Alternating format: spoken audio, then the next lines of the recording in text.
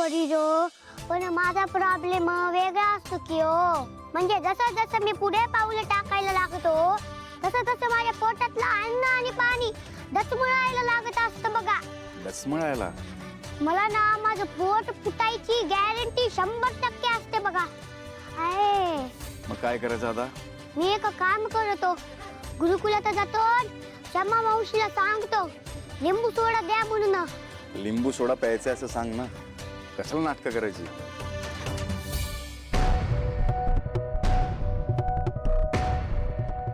Hello Ratan सेठ, काम फत्ते झालंय बघा. तो सारंग पुण्यातच असतोय, माझी नजर त्याच्यावरच असते की हो. काय म्हणालात? एकटा? एकटा नसतो की हो, एक लहान मुलगा सोबत असतो. काय काय म्हणालात? एका दगडात 2 पक्षी. साहेब, तुम्ही मला जो फोटो पाठवलाय तो मी एकदा बघतो आणि कन्फर्म करतो की तो मुलगा तोच असतो.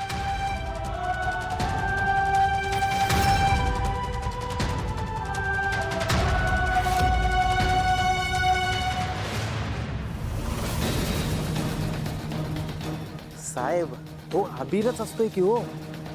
हा, जर अबीर पुण्यातच असतो म्हटल्यावर सावली सुद्धा पुण्यातच लपून बसलेली असते की हो. काय म्हणालात साहेब? तुम्ही स्वतः पुण्याला यायला निघालात? या या, नक्की या साहेब. माझी नजर त्यांच्यावरतीच असते की हो. तुम्ही लवकर पुण्याला यायला निघा. ठेवतो साहेब.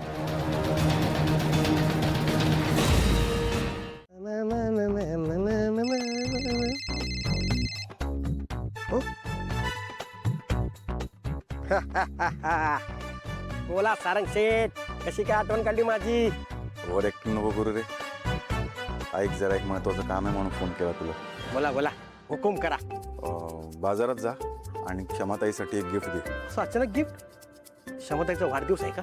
आपण फक्त वाढदिवसाला गिफ्ट देतो का? सगळ्या गोष्टी विसरतोस ना तू. आपण क्लायंटला पण गिफ्ट देतो ना.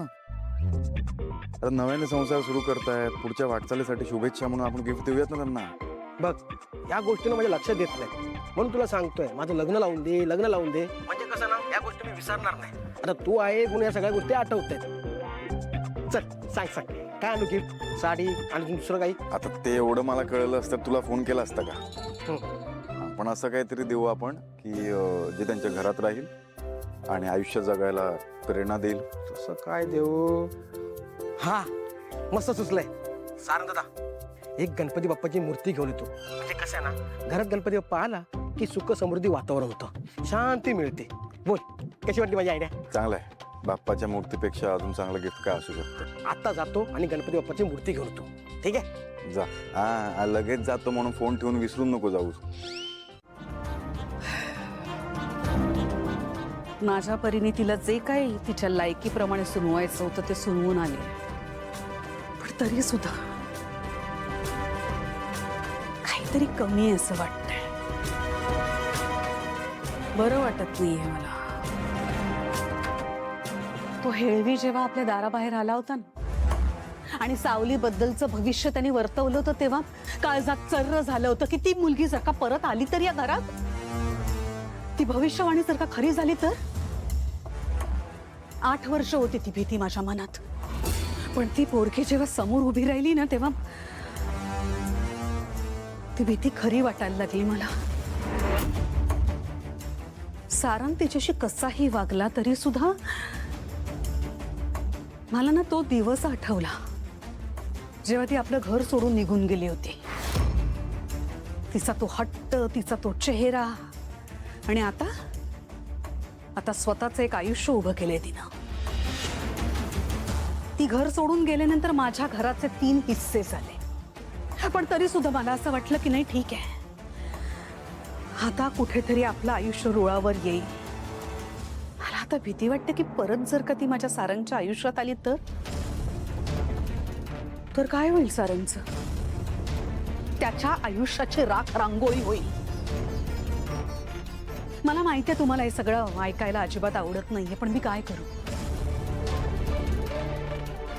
तुमची लाडकी सोने ना ती. माझ्या जागी जर का आज तुम्ही असतात ना तर ढोल ताशे घेऊन गेला असतात तिच्याकडे तुम्ही आणि वाजत गाजत तिला आपल्या घरात आणलं असतं माझ्या मर्जी विरुद्ध. पण मी तसं होऊ देणार नाही. त्या पोरीला परत या घराचा उंबरठा मी ओलांडून देणार नाही. ज्या मासात ज्या अहंकारात माझं घर सोडून गेली होती ना ते मला पक्का आठवतंय. Good girl. इकडे बघ माझ्याकडे. असं नसतं करायचं. मम्मा आपलीच आहे की नाही. मग मम्मावरती बाबावरती रागवायचं नसतं. मग मला घरात खूप कामं असतात, खूप जबाबदाऱ्या असतात, घरच्या, ऑफिसच्या, बाहेरच्या, हो की नाही.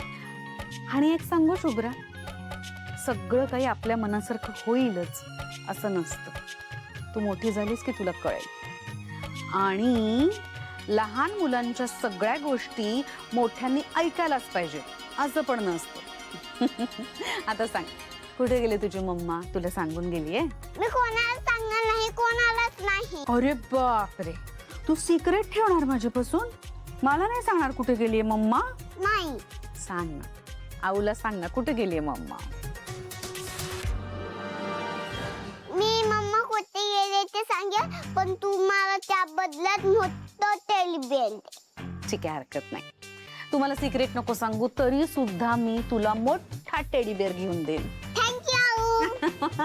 अरे बापरे, कशी गोड गोड होती पापी, गोड गोड होती.